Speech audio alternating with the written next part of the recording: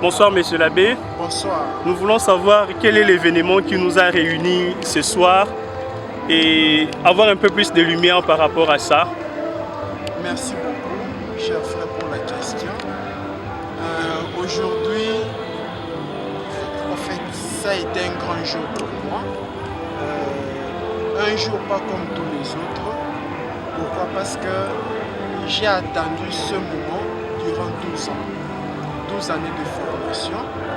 Aujourd'hui, avec la grâce de Dieu et par l'imposition des mains de son Excellence, Monseigneur Carlos Lac, évêque auxiliaire de Kinshasa, j'ai été ordonné prêtre de l'Église catholique romaine.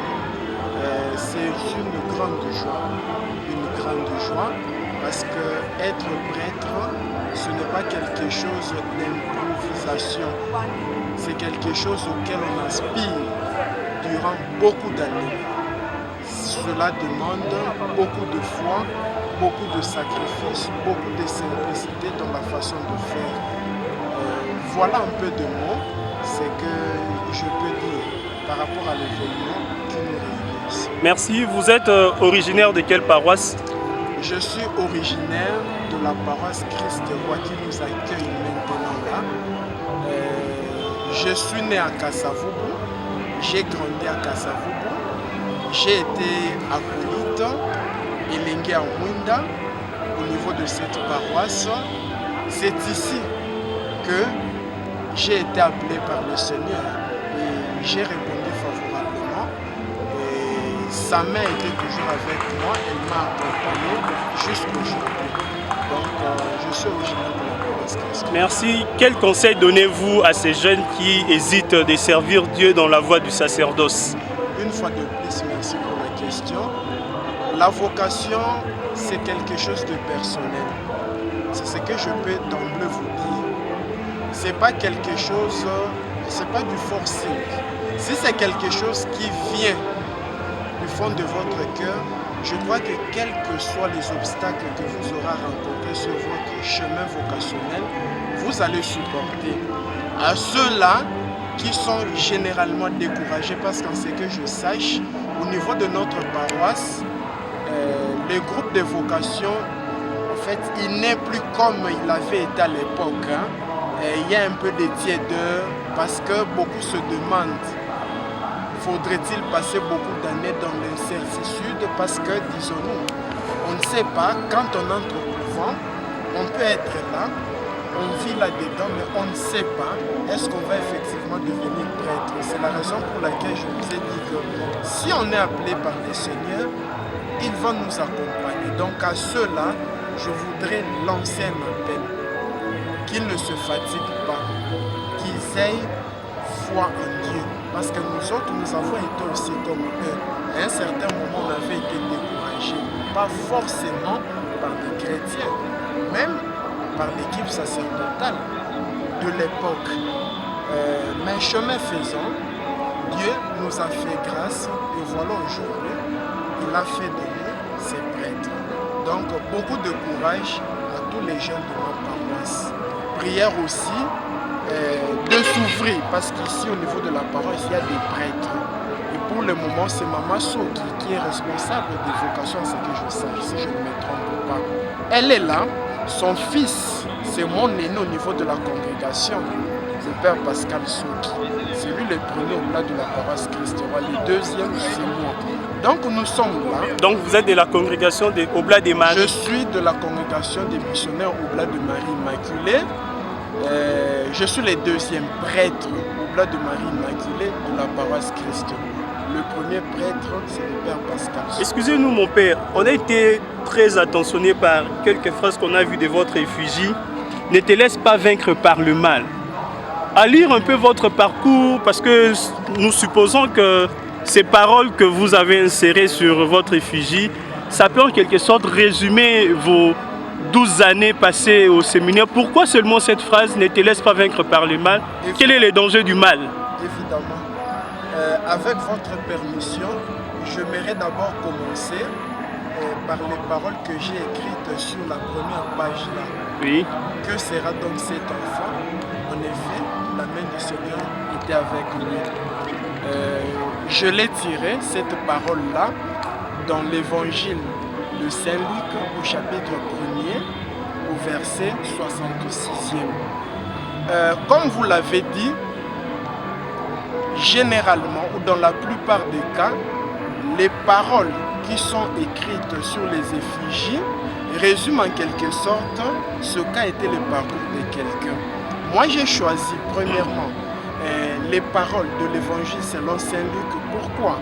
Parce que, comme je venais de vous répondre à certaines questions, la vocation, c'est quelque chose de personnel, certes, mais chemin faisant, elle n'est plus quelque chose de personnel. Elle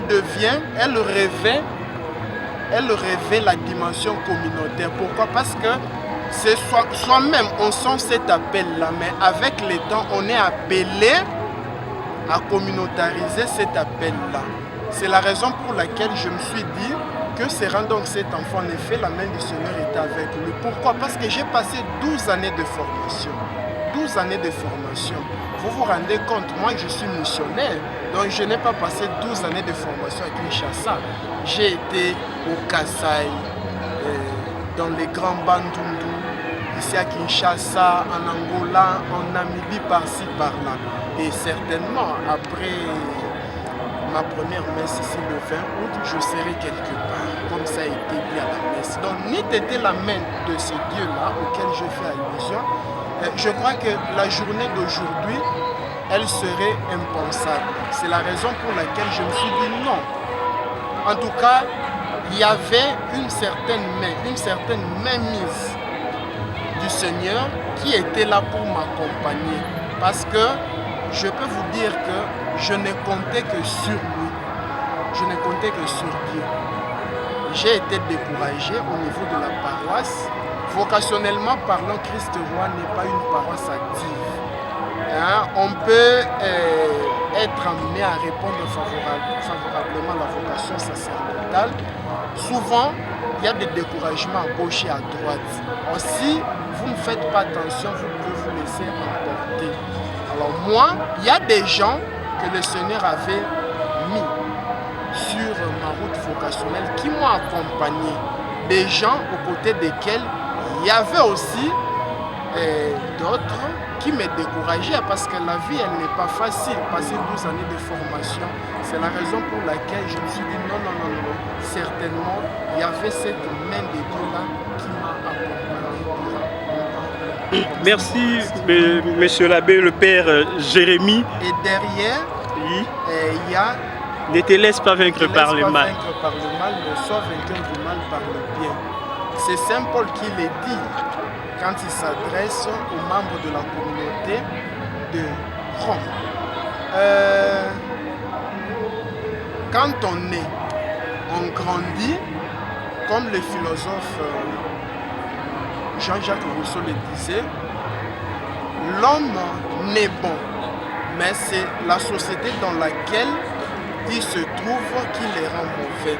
C'est-à-dire on peut être bon, certes, mais avec les temps, avec l'influence des années, on peut être amené à agir autrement, c'est-à-dire à rester dans les péchés. C'est la raison pour laquelle moi je me suis dit, cette parole-là, j'ai eu à méditer sur elle durant mon stage diaconal que j'ai fait dans une sous-paroisse à Kimpole.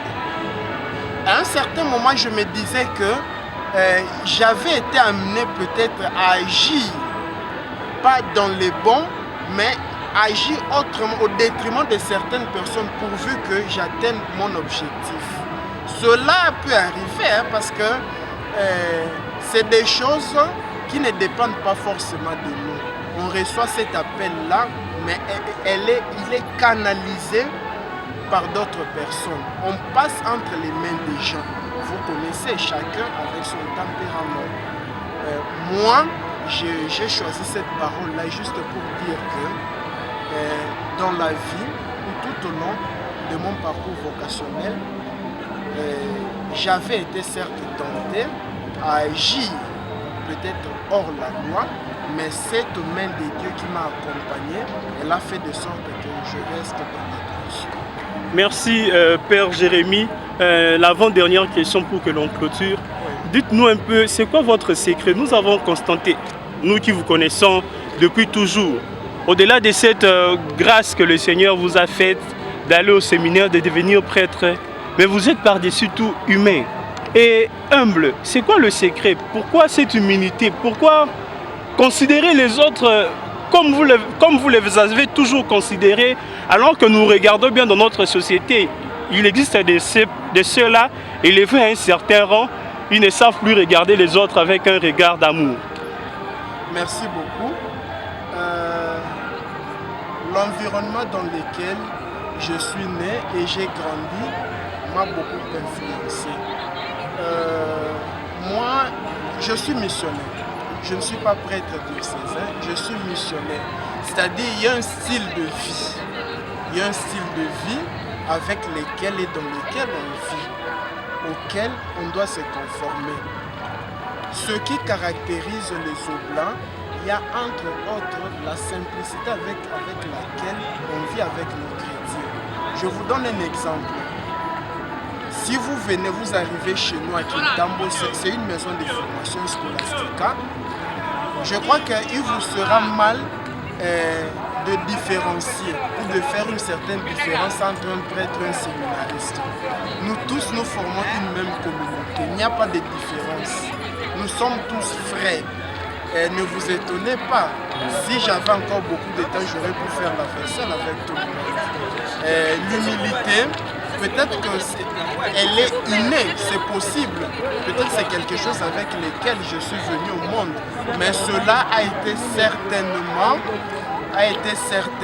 accompagné par la formation que j'ai reçue chez les Oblats.